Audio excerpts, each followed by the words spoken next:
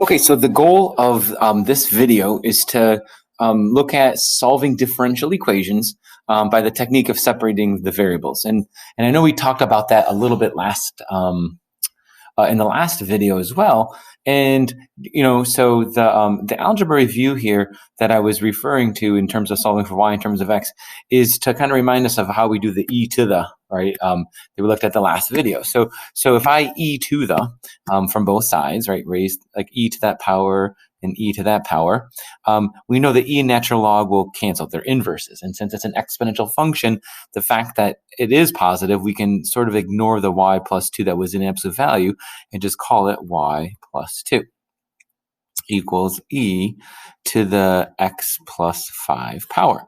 Now, that e to the x plus 5, remember, we can change that to e to the x times e to the 5 and put that in front. Simultaneously, we can subtract 2. So y equals e to the 5th times e to the x minus 2. And a lot of times that e to the 5th, we might not know to the very end, and it'd be just some constant. And I want to get us used to solving for that constant and just calling it some constant c. Here we know was e to the 5th. But like I said, a lot of times when we're solving these problems, we're going to see this as like y equals some constant e to the x minus 2. Okay, we could do something very similar here, but before you e to the, you need to isolate or get rid of your coefficient in front of natural log. Couple options. You could divide by 3, or you could move the 3 up here as an exponent. Either way, I kind of like that. Natural log of y cubed equals x squared minus 8. Now we can e to the, and so now I have y cubed, right? They canceled, equals e to the x squared minus 8. And again, whether you move this 8 in front or not, up to you. But now I can cube root both sides. So y equals the cube root of e to the x squared minus 8. Okay, but now, more importantly, solving, right? Like here's some examples of solving equations that have derivatives in them, and we'll be able to separate the variables. If you go on past calculus, you could take classes that are focused just in differential equations, and there's a whole bunch of techniques. The one that you will be tested on the AP exam is this one, the separation of variables.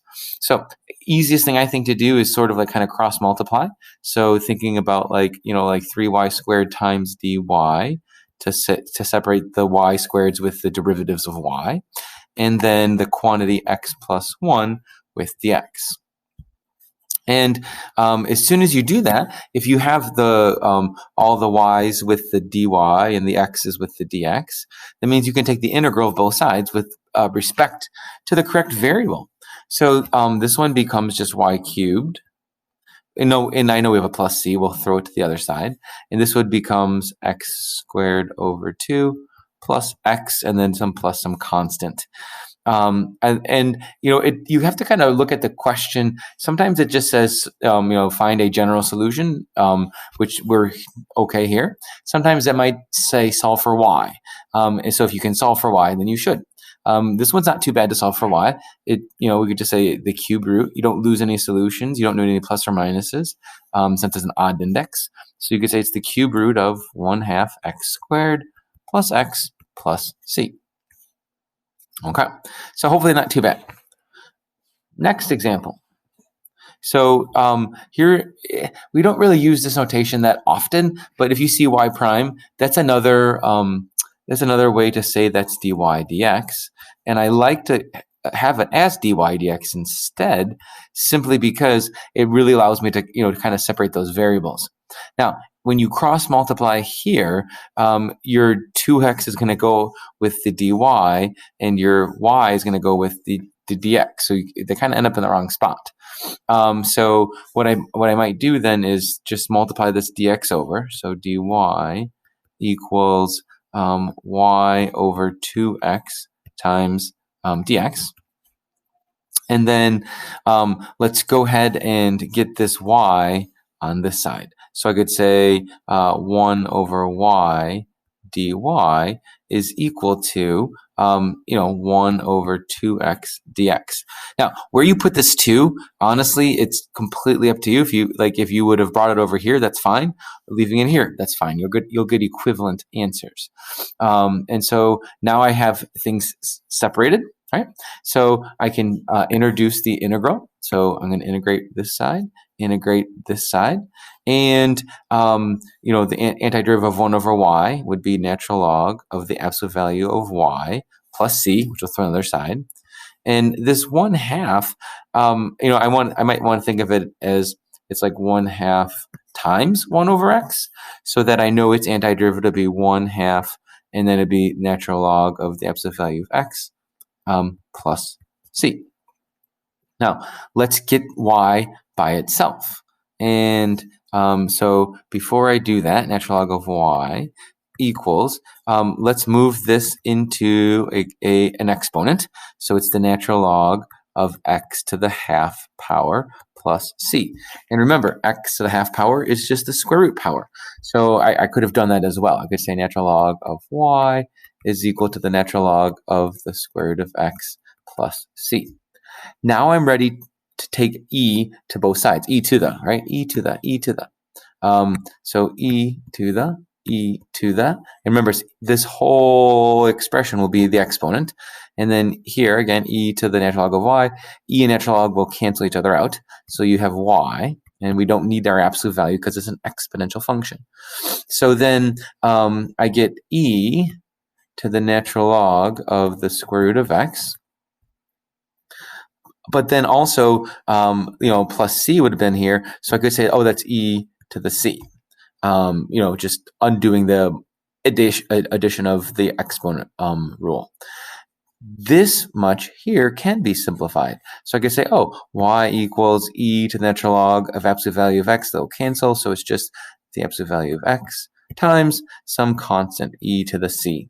And again, this e to the c is some constant we don't even know. So we could leave it like that, or we could just rename it like a different constant value, and put that right in front. And so then there would be our derivative. Our equation. Okay. Now, every time I teach this, I always forget that you should probably check your work. So if you think that that's the right answer, you can take the derivative and see if it makes sense in this equation.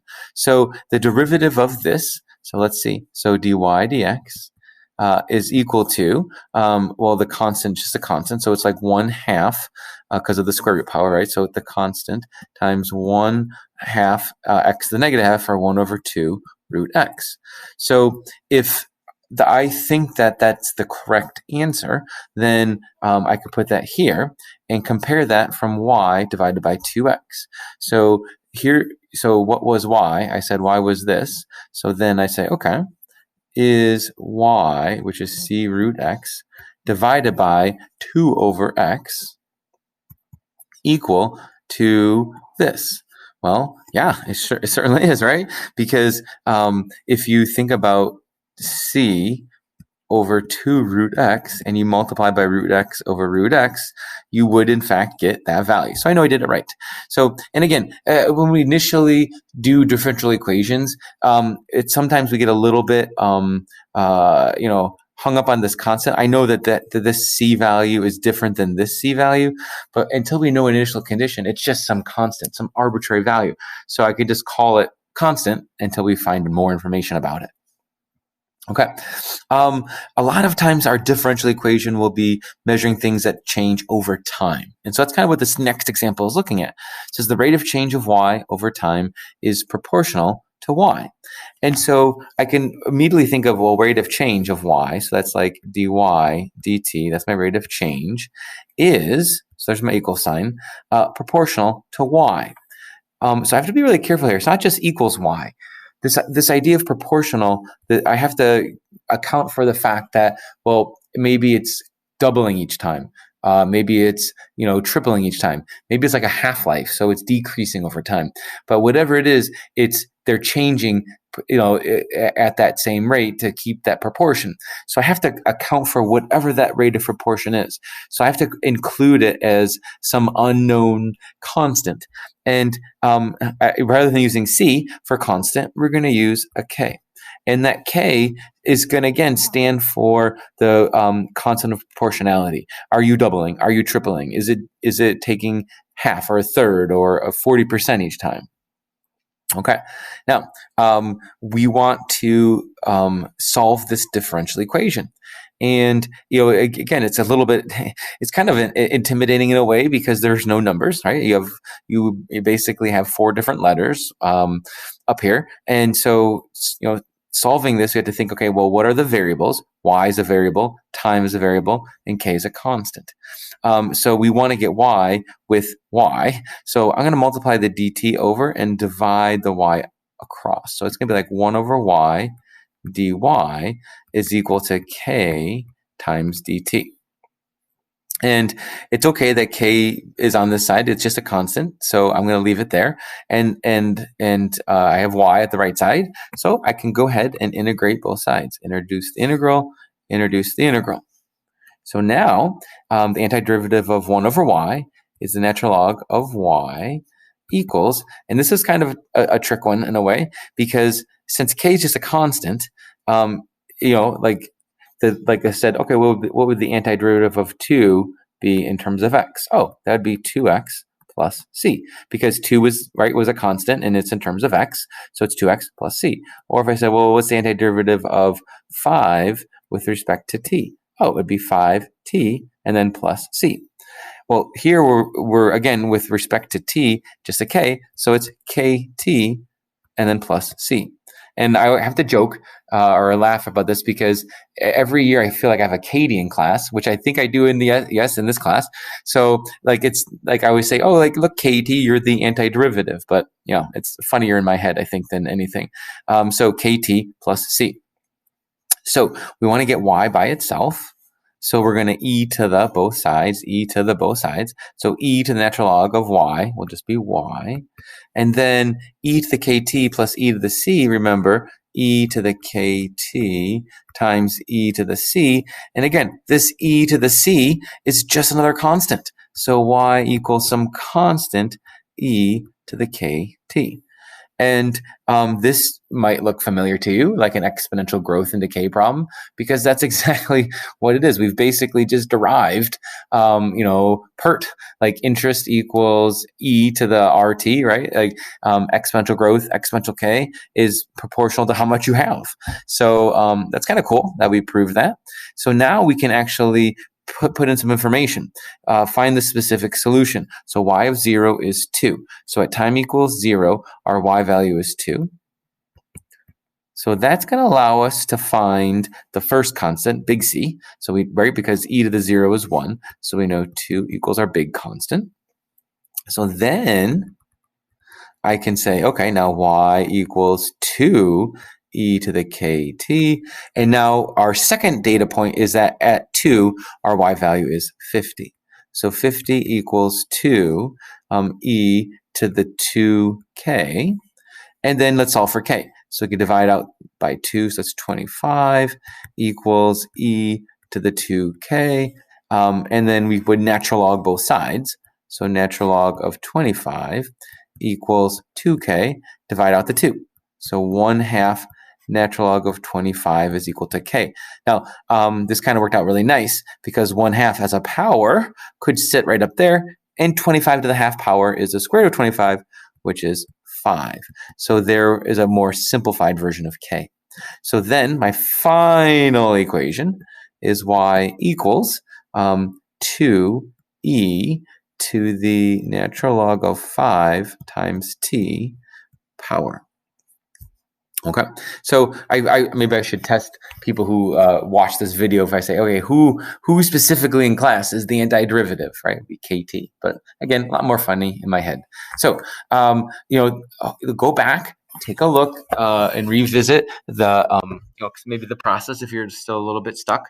But I'll go through a few more examples in the next video just to make sure that the process of solving these differential equations, hopefully, it makes sense to you.